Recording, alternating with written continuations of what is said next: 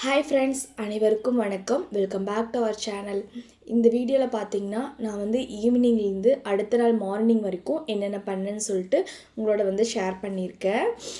பார்த்திங்கன்னா ஈவினிங் வந்து ஒரு 5:30 கிட்ட வந்து ஃபஸ்ட்டு வந்து கோழிகளுக்கு வந்து தீனெல்லாம் வச்சிடலாம். கோழிகளுக்கு பார்த்திங்கன்னா பொதுவாக 2 வேளை வந்து தீன் வைக்கணும். அதனால் ஈவினிங் மார்னிங் 2 வேளை வச்சிடணும். அப்படியே தீனை வச்சுட்டு அப்படியே கிச்சனுக்கு வந்து டீ போட ஸ்டார்ட் பண்ணிட்டேன்.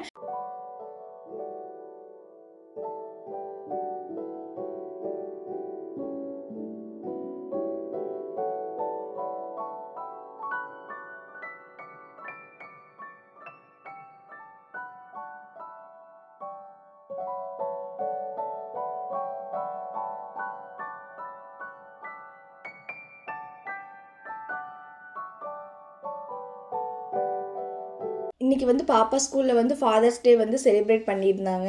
ஸோ அதனால் வந்து அவங்க கையாலேயே வந்து ஆக்டிவிட்டி பண்ணி கொடுத்து விட்டுருந்தாங்க. அதோட ஆக்டிவிட்டி தான் இது. இப்போ பாப்பா வந்து உங்களுக்காக அதில் என்ன எழுதியிருக்கா அப்படின்னு சொல்லி படித்து காட்டியிருக்கா.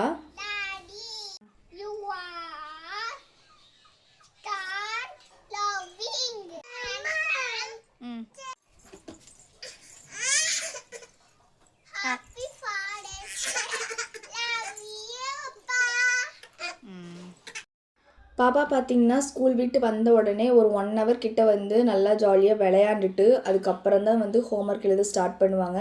அப்படி பண்ணும்போது பார்த்திங்கன்னா கொஞ்சம் வந்து இன்ட்ரெஸ்ட்டோடு ஸ்டார்ட் பண்ணுவாங்க. நம்ம வந்தோடனேயுமே ஹோம்ஒர்க் எழுதுங்க அப்படின்னு சொன்னோம்னா வந்து ரொம்ப அவங்களுக்கு போர் அடிச்சு போயிடும்.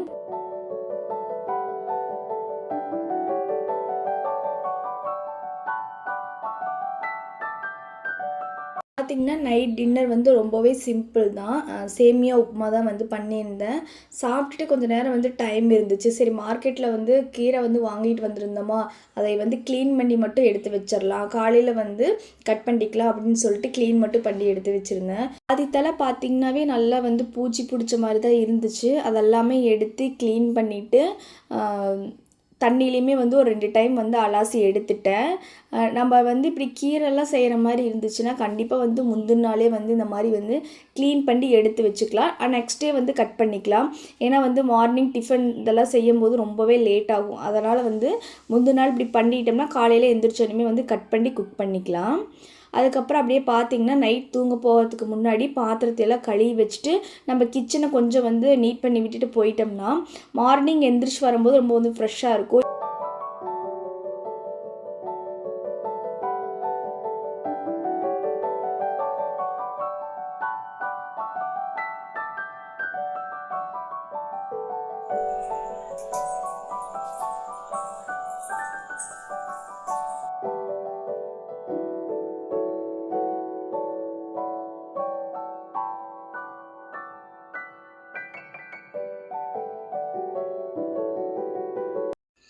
அப்படியே பார்த்திங்கன்னா அடுத்த நாள் வந்து ஒரு 5:30 போதே வந்து டே வந்து ஸ்டார்ட் ஆயிடுச்சு.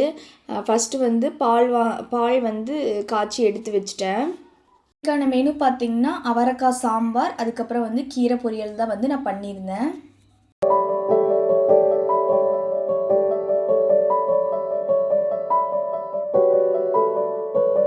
நான் வந்து எப்படி சாம்பார் வந்து ரெடி பண்ணுவேன் அப்படின்னு சொல்லிட்டு பார்க்கலாம். ஃபஸ்ட்டு வந்து குக்கரில் வந்து 1 டம்ளர் வந்து துவரம்பருப்பு எடுத்துக்குவேன். அது கூடவே வந்து ஒரு 4-5 பல் பூண்டு, அப்புறம் ஒரு 2 தக்காளி, கொஞ்சமாக சீரகம், கொஞ்சமாக மஞ்சள் தூள், லைட்டாக உப்பு, அதுக்கப்புறம் வந்து ஆயில், அப்புறம் கொஞ்சமாக வாட்டர் ஆட் பண்ணி க்ளோஸ் பண்ணி நான் வந்து ஒரு 3 விசில் வந்து விட்டுருவேன்.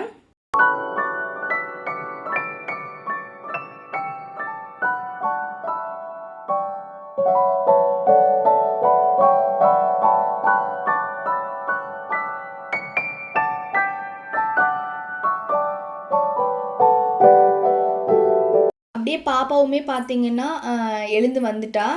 இவளையும் கொஞ்சம் நேரம் அப்படியே வச்சுட்டு அதுக்கப்புறம் வந்து கோழிகளுக்கும் வந்து தீவனமெல்லாம் வந்து போட்டுட்டேன்.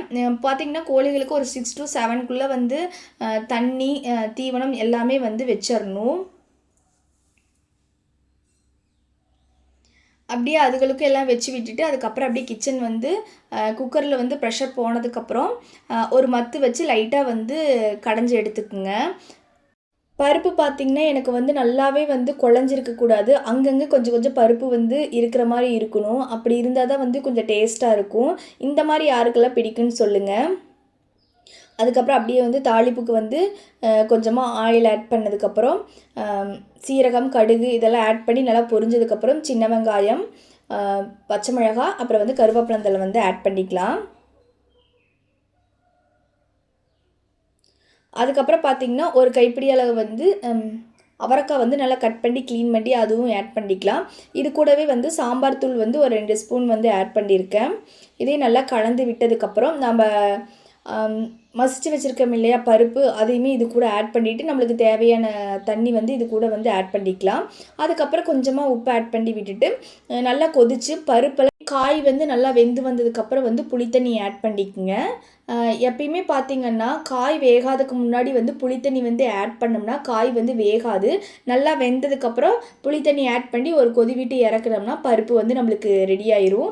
அதுக்கப்புறம் வந்து அப்படியே கீரை வந்து பொரியலுக்கும் ஸ்டார்ட் பண்ணிடலாம்.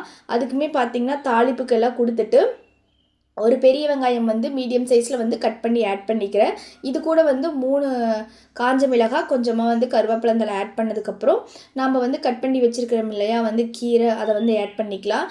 நீங்கள் இப்போ பார்த்தீங்கன்னா கீரை நம்ம போடும்போது எவ்வளோ ஒரு 3 கை கீரை மாதிரி வந்துச்சு. ஆனால் ஒரே நிமிஷத்தில் அது நல்லா சுண்டி போய் பார்த்திங்கன்னா ஒரு கை கீரை மாதிரி ஆயிடுச்சு. இது கூட வந்து லைட்டாக மட்டும் வாட்ரு வந்து ஆட் பண்ணுங்கள். வாட்ரு ரொம்ப ஆட் பண்ண வேணாம், ஏன்னா கீரையே வெந்து வரும்போது வாட்ரு வந்து அதுலேயே இருக்கும். அதனால் வந்து கொஞ்சமாக மட்டும் தெளித்து விடுற மாதிரி ஆட் பண்ணிக்கங்க. கீரையுமே நல்லா வந்து வெந்து வந்துருச்சு. இதையுமே வந்து பாப்பாவுக்கு வந்து சாதத்தோடு போட்டு கிளறி கொடுத்துடலாம். நான் இதில் வந்து இன்றைக்கி வந்து தேங்காய் பூ வந்து சேர்த்தலை, ஏன்னா பாப்பாவுக்கு ஸ்கூலுக்கு கொடுத்து விட்றங்காட்டி மதியானத்துக்கு வந்து தேங்காய் பூ வேணான்னு சொல்லிவிட்டு அதை ஸ்கிப் பண்ணிட்டேன்.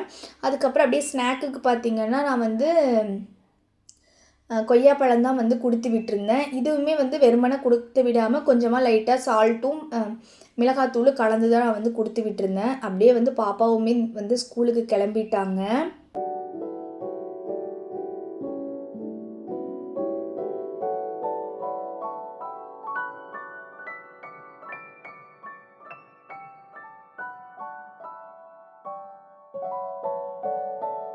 அதுக்கப்புறம் அப்படியே பார்த்திங்கன்னா ஒரு 1 ஹவர் கிட்ட நம்மளுக்கு வந்து க்ளீனிங் ஒர்க்கே இருக்கும். ஃபஸ்ட்டு வந்து கிச்சன்லாம் ஃபஸ்ட்டு க்ளீன் பண்ணி விட்டுறணும். நான் வந்து அடுப்பு வந்து ஃபஸ்ட்டு வந்து க்ளீன் பண்ணிடுவேன். க்ளீன் பண்ணுறதுக்கு வந்து நான் எந்த ஒரு லிக்விட்லாம் யூஸ் பண்ணுறதில்ல. நம்ம வீட்டில் வெஷல் வாஷிங்க்கு யூஸ் பண்ணுற சோப் இருக்கு இல்லையா, அதை வச்சு வந்து க்ளீன் பண்ணி விட்டுருவேன். ஜஸ்ட்டு வந்து ஸ்க்ரப்பை வச்சு ஸ்க்ரப் பண்ணி விட்டுட்டு ஒரு 50 மினிட்ஸ் அதை அப்படியே ஊற விட்டுட்டு அதுக்கப்புறம் வந்து ஒரு வெட் கிளாத் வச்சு நல்லா வந்து க்ளீன் பண்ணி விட்டுருவேன். நல்லா எல்லா க்ளீனிங் ஒர்க்கும் எல்லாம் முடிச்சதுக்கப்புறம் பாப்பாவுக்குமே வந்து மார்னிங் வந்து டிஃபன் கொடுக்க ஸ்டார்ட் பண்ணிட்டேன். பாப்பாவுக்கு பார்த்திங்கன்னா நான் அவங்க என்ன ரெடி பண்ணமோ அதே தான் பாப்பாவுக்கும் வந்து நான் கொடுத்துட்ருக்கேன். இந்த 1 மந்த்தாக வந்து இப்படி தான் வந்து பழக்கிட்டுருக்கேன். அப்போ தான் வந்து நம்ம ஃபுட்டுமே வந்து அவங்க சாப்பிட்டு பழகுவாங்க. கொஞ்சமாக வந்து காரத்தை மட்டும் நான் கம்மி பண்ணிவிட்டு நான் அவங்களுக்கு என்ன ப்ரிப்பேர் பண்ணுறோமோ அதுவே வந்து அவளுக்கு கொடுத்து பழக்கிட்டேன். அதுக்கப்புறம் அப்படியே பார்த்திங்கன்னா அன்றைக்கி வந்து டியூஸ்டே, அதனால் நானுமே வந்து குளிச்சுட்டு சாப்பிட்டுட்டு கோதுமை மாவு கொஞ்சம் ரீஃபில் பண்ணாமல் இருந்துச்சு, ரீஃபில் பண்ணி வச்சுட்டு அப்படியே வந்து அன்றைக்கி வந்து பார்த்திங்கன்னா ரிலேட்டிவ் வந்து வரேன்னு சொல்லியிருந்தாங்க. சரி அவங்களுக்கு வந்து ஸ்வீட் செஞ்சு கொடுக்கலான்னு சொல்லிட்டு கோதுமை மாவில் தான் வந்து நான் வந்து கச்சாயம் வந்து ரெடி பண்ணியிருந்தேன். இது வந்து ரொம்பவுமே சிம்பிள். ஒரு 2 கப்பு வந்து கோதுமை மாவு எடுத்துக்கிட்டு 1 கப்பு வந்து நாட்டு சக்கரை ஆட் பண்ணதுக்கப்புறம் ஒரு 2 டேபிள் ஸ்பூன் வந்து ஒயிட் சுகர் ஆட் பண்ணிக்கிறேன். அதுக்கப்புறம் வந்து ஏலக்காய் வந்து ஒரு 3 தட்டி இது கூட ஆட் பண்ணி நல்லா வந்து கலந்து எடுத்துக்குங்க.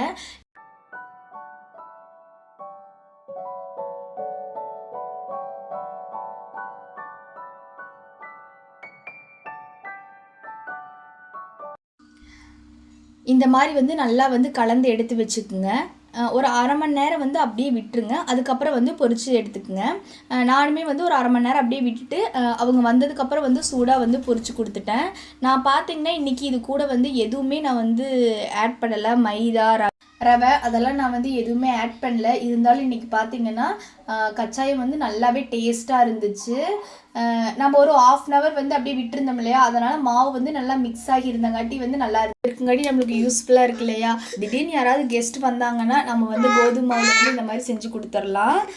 இதோட இந்த விளாக் வந்து முடியுது. உங்களுக்கு இந்த விளாக் வந்து பிடிச்சிருந்தா லைக் பண்ணுங்கள், ஷேர் பண்ணுங்கள், கமெண்ட் பண்ணுங்கள். புதுசாக யாராவது நம்ம சேனலை பார்த்துட்டு இருந்தீங்கன்னா சப்ஸ்கிரைப் பண்ணி வச்சுக்கோங்க. பாய்.